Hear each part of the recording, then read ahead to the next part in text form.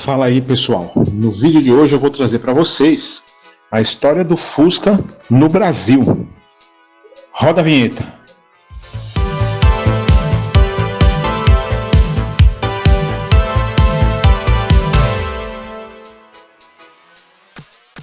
A história do Fusca no Brasil, ela começou em 1950, quando o Fusca ele veio a ser vendido no Brasil, né? O carro ele vinha desmontado da Alemanha, por incrível que pareça, ele vinha desmontado diretamente da Alemanha, vinha nos caixotes de madeira, e quando eles chegavam aqui eles eram basicamente montados, né? Não era fabricado aqui, eles eram apenas montados, né? A empresa que fazia essa montagem dos Fuscas no Brasil, ela chamava Brasmotor. Uma curiosidade até do primeiro Fusca que foi vendido aqui no Brasil, tá? Foi para o paulista Rodolfo Myers, tá? E os outros dois seguintes foram adquiridos no mesmo dia, tá? Um por José Francini e o outro por Souza Pinto Figueiredo, tá? Os 7 restantes do lote inicial, dos 10 Fuscas que chegaram primeiramente ao Brasil, foram vendidos no dia seguinte.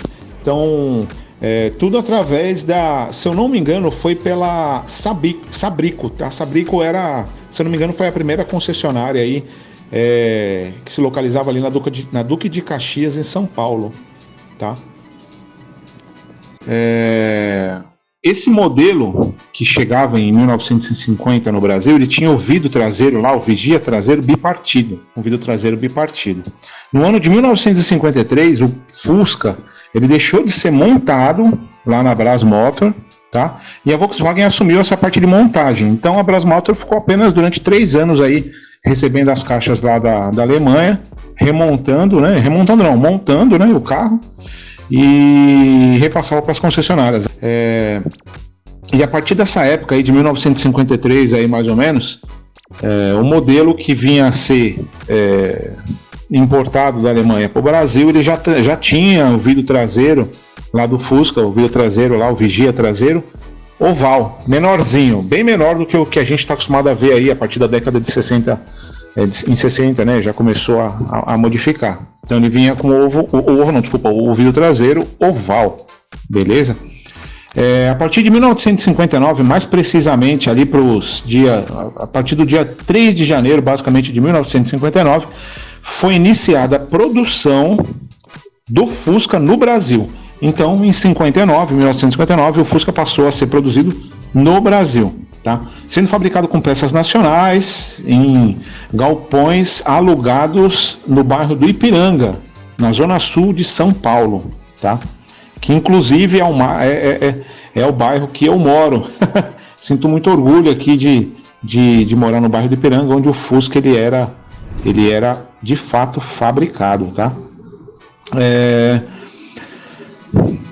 Inicialmente ele era fabricado utilizando peças nacionais, tá? Mas a falta de fornecedores de peças fez com que a Volkswagen sofresse um pouco para atingir aquele grau de nacionalização que vinha a ser previsto em lei de 54%. Então, por exemplo, se você fabricava alguma coisa no Brasil, você tinha que ter 54% de utilização de peças nacionais, tá? Para que o carro passasse a ser reconhecido como fabricado naquela região. Senão ele teria que ser reconhecido como importado, né? A partir de 1965,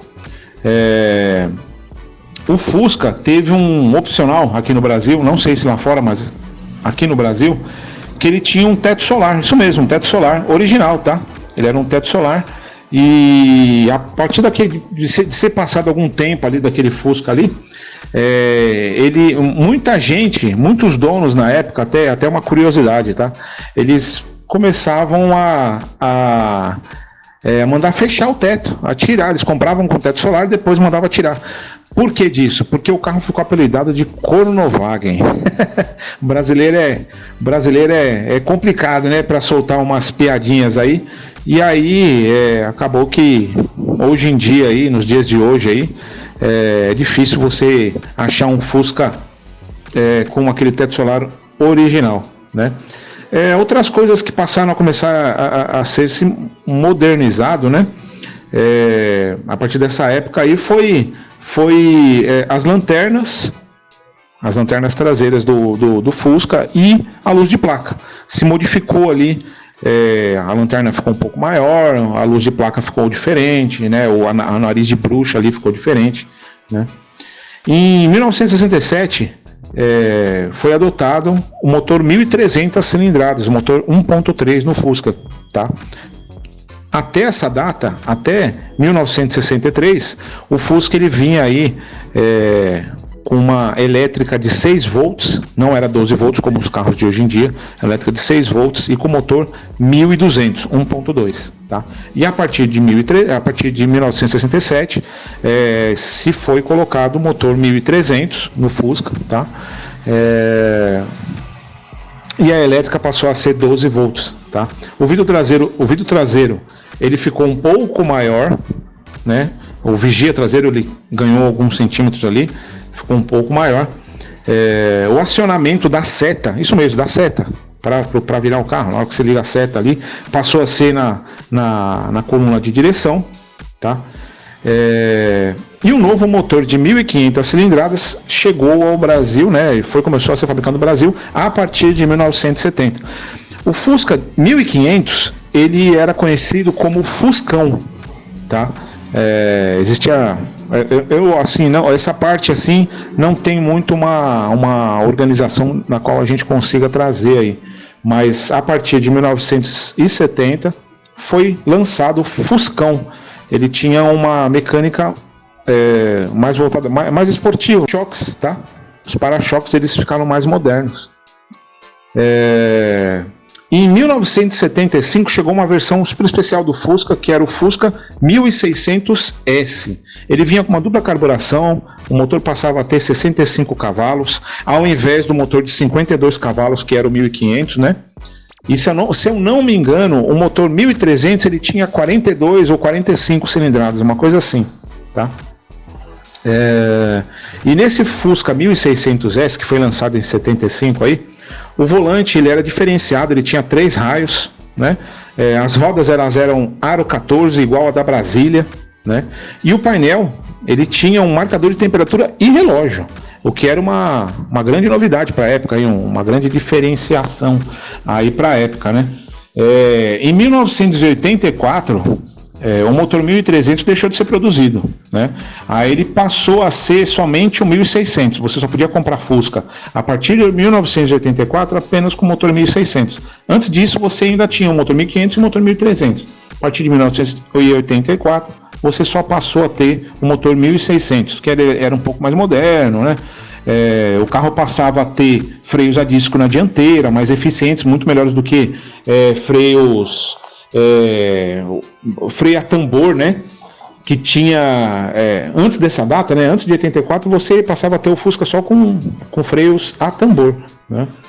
E a partir de 1984 você passou a ter essa parte aí de modernização do freio, né? Modernização da mecânica, e as lanternas traseiras elas passaram a ter um modelo Fafá, né? Uma grande curiosidade, passaram a ter a lanterna Fafá, que é aquela lanternona, aquela lanterna maior, né? Que hoje em dia aí é um carro que infelizmente não tem tanto apreço a colecionismo, mas para mim que é amante, sou amante de Fusca, gosto de todos os modelos, inclusive do Fafá, de todos eles, né? A partir de 1986, tá? A Volkswagen ela parou de fabricar o Fusca, né? Dizendo que o modelo ficou um pouco obsoleto, apesar de que nessa época, ainda em 86, o Fusca era um dos carros mais vendidos aí, se não fosse o mais vendido no Brasil. Só que a Chevrolet tinha lançado o Monza, né? Mas aí o Fusca passou a competir com o Monza. O Monza era um carro importado, uma tecnologia importada. Ele era um carro muito mais moderno, né? Muito mais espaçoso, enfim. Então as pessoas passavam ali a largar a mão do Fusca e começavam ali a comprar o Monza, né? A partir de 1993, tá, foi aprovado uma lei que se chamava Lei do Carro Popular, tá, que previa assim, isenções, diminuições de impostos para carros 1.0, tá? E o Fusca e o Chevette da Chevrolet, tá, embora tivessem aí motores 1.6, né, ambos, o Fusca e o Chevette, foram incluídos, né? O carro até que vendeu bem, mas longe de ser a meta esperada da Volkswagen. A Volkswagen esperava ter um estouro, né? E nessa época aí, a partir de 93, tá? De 93 a 96, o Fusca, ele passou a se chamar Fusca Itamar, porque o presidente naquela época ali vigente era o Itamar Franco. E foi um deles aí que mais aí quis bater nessa tecla aí de trazer o Fusca de volta como um carro popular aí, né? Mas era um carro aí basicamente defasado em questão de tecnologia e tudo mais, aí comparando aos carros que nós poderíamos ter, né, na década de 90, a partir de 93 ali, eram os carros muito mais modernos do que um Fusca, né? Mesmo gostando do Fusca, a realidade é essa. E a partir de 1993, a Volks parou de produzir o Fusca aí, né? Ela parou de produzir o Fusca, essa série aí de Fusca Itamar. E em 96 chegou a ser lançada o Fusca Série Ouro, tá?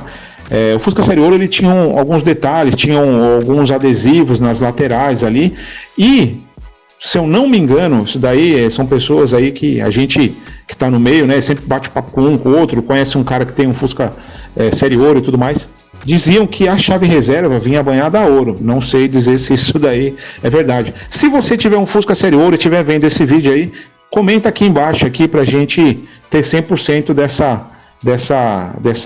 dessa história viva aí, né? E a partir de 96, um único país que passou a continuar produzindo Fusca foi o México, tá? E no Brasil, neste período aí, tá? De 93 a 96 foram produzidos 42 mil Fuscas dessa série do Fusca Itamar, tá? Hoje em dia é um carro totalmente original. O Fusca Itamar tem um grande valor, né? Então, basicamente aí, essa é a história resumida do Fusca no Brasil.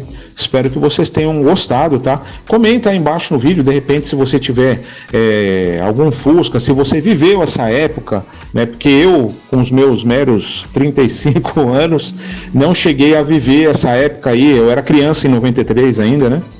E década de 80, década de 70, né? Eu, de repente, não tinha nem nascido ainda, então eu não cheguei a viver. Tenho muita história na minha cabeça que meu pai conta, minha mãe conta, né? Então é por isso que eu trouxe essa história. Sempre achei muito interessante a história do Fusca no Brasil. Estou trazendo para vocês aí, beleza? Deixa aquele joinha, deixa aquele like, compartilha esse vídeo aí. Espero que todos tenham gostado dessa história, essa parte da história automobilística no Brasil. E se todo mundo estiver gostando do vídeo, desse tipo de vídeo, desse tipo de conteúdo, vou trazer de outros veículos aí. De repente, se você quiser saber a história de um veículo em específico, deixa aqui embaixo nos comentários e eu tento trazer para vocês aí a história do veículo ou do carro em específico aí que vocês queiram, tá joia? Nerd Automobilístico agradece o seu like. Fui!